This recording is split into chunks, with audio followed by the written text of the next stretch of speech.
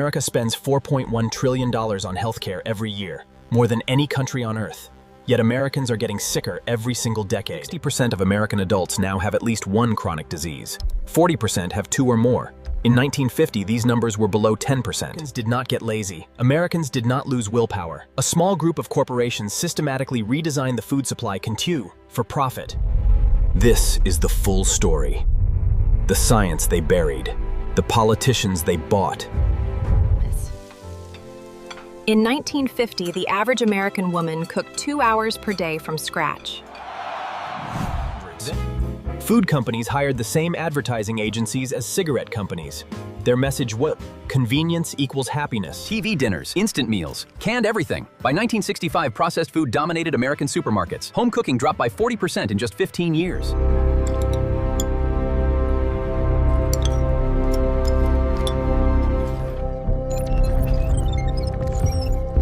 Company executives reviewed these findings. Their decision was not to reformulate products to be less addictive. Their decision was to use this science to sell more product. Pringles, Doritos, Oreos, every single one formulated using Bliss Point science, designed so one serving is neurologically impossible. That is not an accident, that is engineering. Tondies. By 1975, the average American was eating 130 pounds of sugar per year. Because while all of this was happening, the sugar industry was running a separate operation. One that would corrupt American science and government for the next 50 years. 6 months later, their study appeared in the New England Journal of Medicine, the most prestigious medical publication in the world. Because it was published in a peer-reviewed Harvard journal, nobody questioned it. The entire American medical community accepted these findings as scientific fact. In 1977, the U.S. government released dietary guidelines built on this corrupted science. Food manufacturers removed fat from everything, but fat is what makes food taste good. So they replaced it with something cheaper and more addictive. Low-fat yogurt, 25 grams of sugar. Fat-free cookies, 30 grams. Fat-free salad dressing, 20 grams. Every single low-fat product had more sugar than the original version it replaced. The results were catastrophic. Between 1980 and 2000, American obesity to diabetes tripled. This corruption stayed buried for nearly 50 years. The New York Times published the story. The sugar industry responded with 2 words, no comment.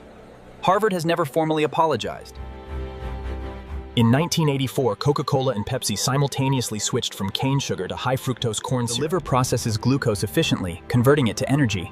However, the influx of high-fructose corn syrup leads to hepatic overload and significant lipid. Within 10 years, high-fructose corn syrup was in bread, yogurt, baby food. In 1955, a McDonald's soda was 7 ounces. By 2004, the supersize was 42 ounces. McDonald's internal research showed that supersizing increased per-visit spending by 17%. Food companies spent $2 billion per year advertising directly to American children in the 1990s. They used cartoons, toys, and bright colors to build brand loyalty before age 8. I really want this cookie. Another subject selects the sugary snack based on brand familiarity. By 1998, Coca-Cola and Pepsi had signed exclusive contracts with over 240 American school districts. While all of this was happening, the food and beverage industry was spending $30 million per year lobbying Washington, not to improve food safety. In 1994, food industry executives testified before Congress, almost identically to the 1994 tobacco hearings.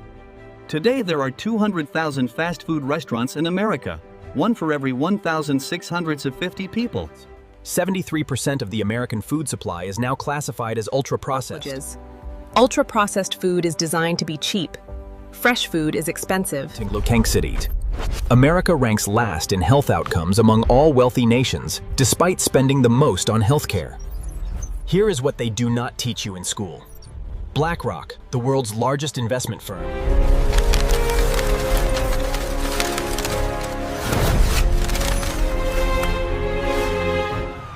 American hospitals now have McDonald's, Subway, and Dunkin' Donuts inside their buildings. Pharmaceutical companies spend $6 billion per year marketing directly to American doctors. We have exactly 45 minutes to cover the entire digestive process. 45 minutes for the whole thing. I am completely lost already. Here is the truth they do not want you to know. You have more power than they want you to believe. And it starts with 3 simple decisions.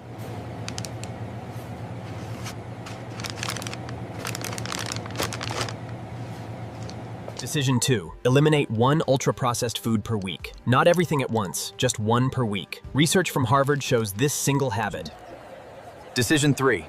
Buy local when you can. Try this, honey. Is the seasoning right? Wow, that is so good. And beyond your own kitchen founds, know that change is already happening. Communities across America are fighting for healthier school lunches. The food industry spent 60 years and billions of dollars building this system.